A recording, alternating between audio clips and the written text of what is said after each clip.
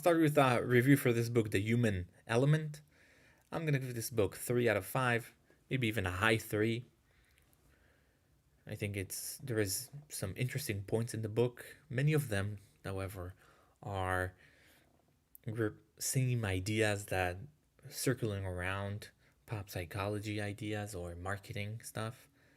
Some new ones that I haven't encountered before, but many of them that there are around.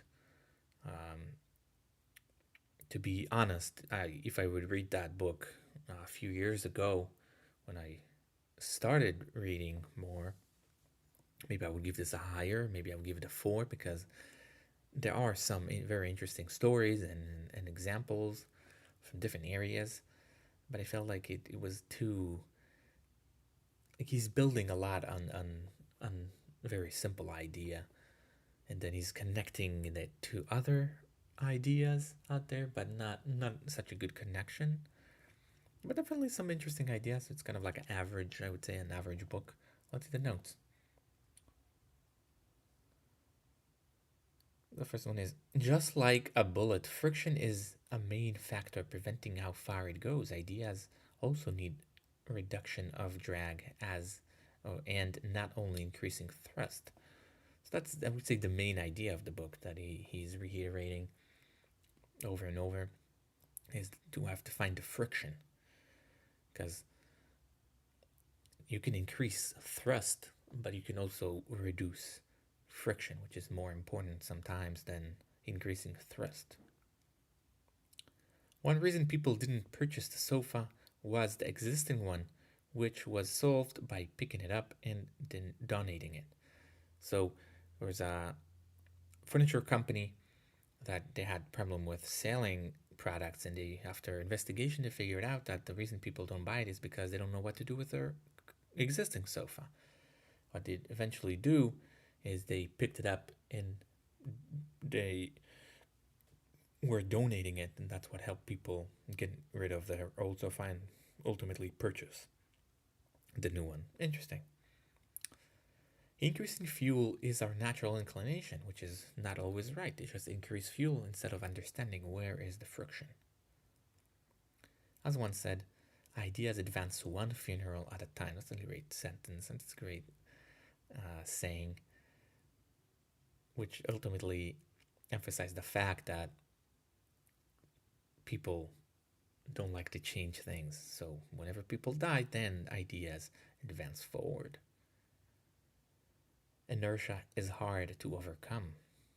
It's a similar idea, but a little different because there's also the fact that when something starts moving, it's not always easy to get around it. Repeated exposure is one way to tackle inertia. So just keep saying or doing the same thing.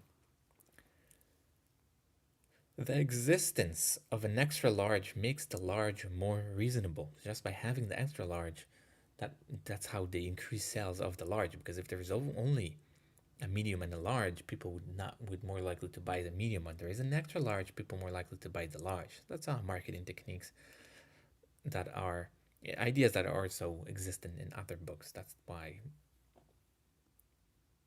the book was kind of like a in between. God be with you has been switched to goodbye and then to buy. So just like a progression of how things evolve. Giving people a roadmap of how to achieve something is making them more likely to do so, just to give them ideas how you actually go about doing it. I think it gives the idea of vaccine. So how, not only you should get a vaccine, how can you get a vaccine? Instead of yes or no, we can ask, do you like it, or do you have any improvements to offer? Not just like, do you like it? Like, do you have any improvements to offer? That's giving people, like nudging people to give us an answer. Focus groups help companies understand why people do what they do. So they use focus group in order to really understand what and how people do or interact with a product. Adding fresh eggs to the mix has satisfied people's need to feel like they're baking. So they had a pre-made baking mix for cakes and similar things, similar products, but they figured out that it doesn't sell that well. After focus group, I think to use this focus group, they understood that people like to feel like they're doing something. It's too cheap to just buy it and mix with water. So they ultimately decided to add an egg so people can add the egg and they feel like they're doing something.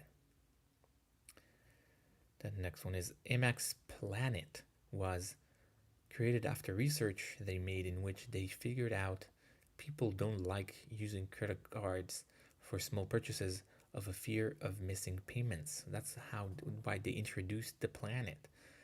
So people can immediately decide payment methods and therefore they won't forget making a payment, which was the main reason why people didn't use the credit card for small purchases, which can accumulate. And IMAX was interested in getting into the area of smaller purchases.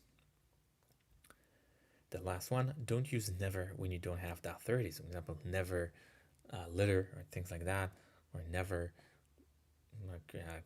write graffitis, things like that. Usually it